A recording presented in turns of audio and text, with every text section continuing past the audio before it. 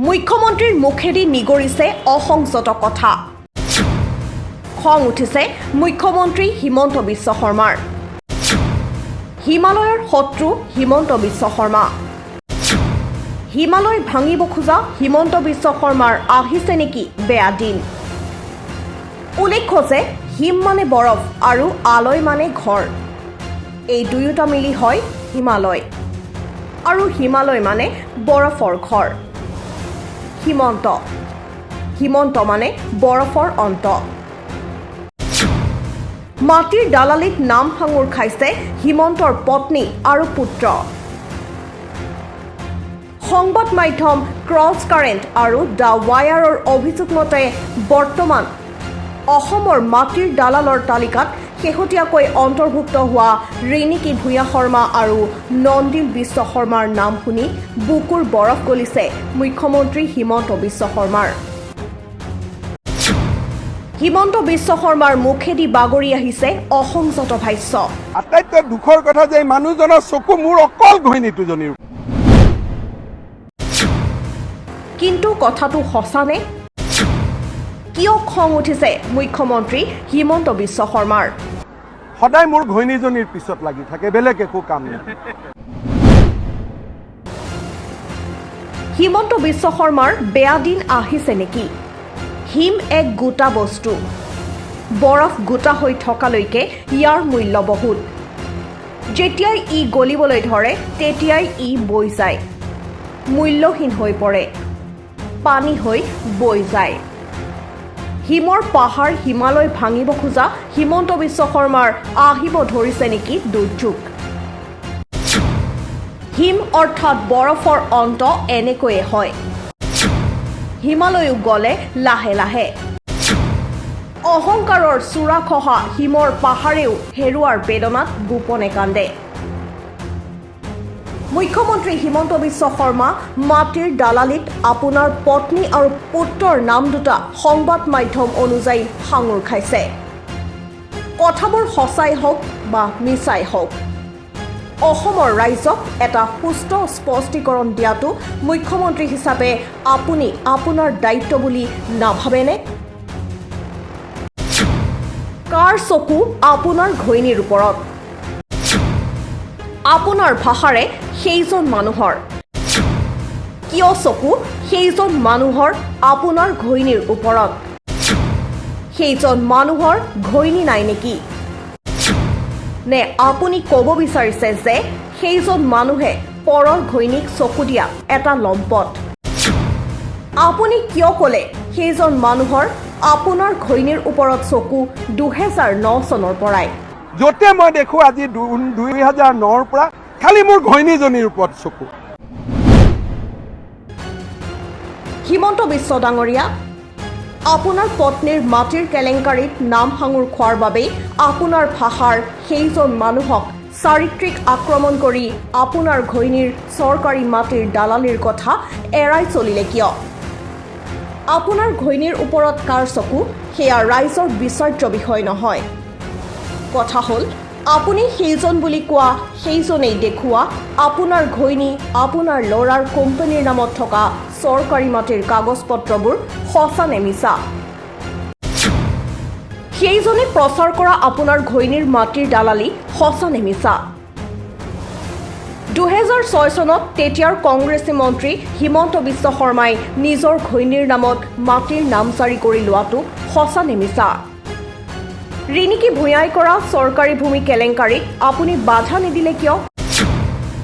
নন্দিল 18 বছৰ হওঁতেই কোটি টকাৰ গৰাকী হোৱাৰ আঁৰৰ কাহিনী আপুনি গম পাইছেনে নাই? ক'ত পাইছিল নন্দিলে ইমান সৌভাগ্য?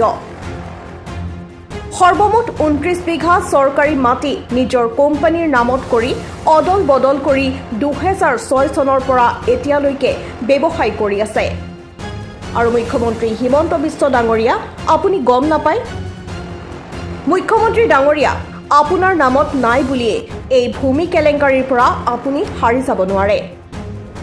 সেইবাবেই আমি ৰিণিকী ভূঞা শৰ্মা নহয় আপোনাক কথাখিনি কৈছোঁ। ৰিণিকী ভূঞা শৰ্মাৰ নাম আহিবই, কাৰণ মাটিখিনি প্ৰথমে তেওঁৰ কোম্পানীৰ নামত আছিল। নাম সলালেই কেলেংকাৰী শেষ হৈ নাযায়। যদি ৰিণিকী ভূঞা শৰ্মা আৰু নন্দিল বিশ্ব শৰ্মা নিৰপৰাধী, তেন্তে এই দালালিৰ দালাল কোন? সেয়া স্পষ্ট কৰাৰ দায়িত্ব আপোনাৰ মুখ্যমন্ত্ৰী ডাঙৰীয়া। ৰিণিকী ভূঞা শৰ্মা আৰু নন্দিল বিশ্ব শৰ্মাক এই অভিযোগৰ পৰা মুক্ত কৰাৰ দায়িত্ব আপোনাৰ। শীঘ্ৰে তদন্ত ঘোষণা কৰি প্ৰকৃত দালালক বিচাৰি উলিয়াই শাস্তি প্ৰদান কৰাৰ দায়িত্বও আপোনাৰ। তেতিয়াহে আপুনি আপোনাৰ পৰিয়ালক কৰা সমালোচনাৰ পৰা মুক্ত হ'ব পাৰিব। আপুনি পুনৰ কৈছে গুৱাহাটীত ৰিণিকী ভূঞা শৰ্মাৰ দৰে আৰু বহুতৰে মাটি আছে, কিন্তু ৰিণিকী ভূঞা শৰ্মাৰ দৰে চৰকাৰী মাটি নিজৰ নামত কাৰো নাই।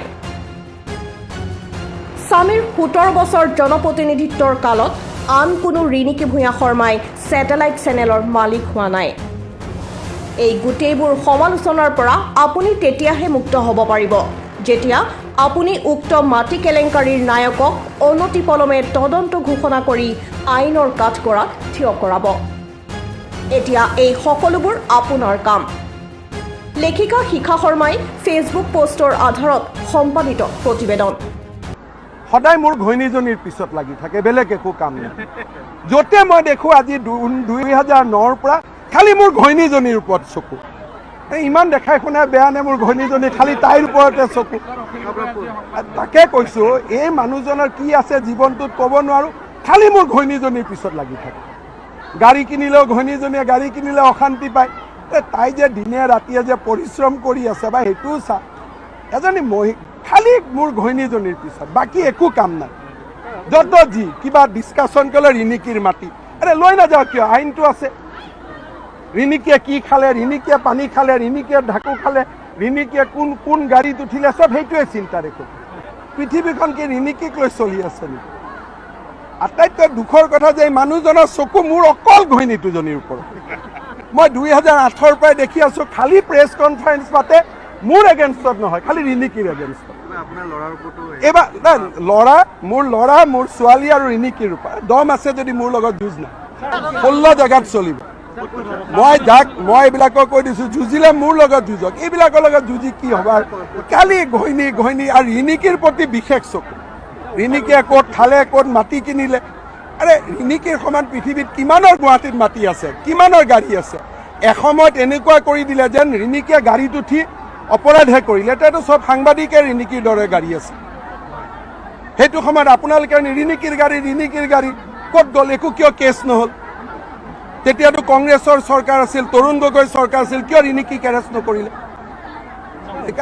সেইকাৰণে এইবিলাক হিমন্ত বিশ্ব শৰ্মাক এইবিলাক কথা কৈ ৱাৰ ফুৱেৰ যি আছে বুজি লওক যে মোক বাধা দিব নোৱাৰে।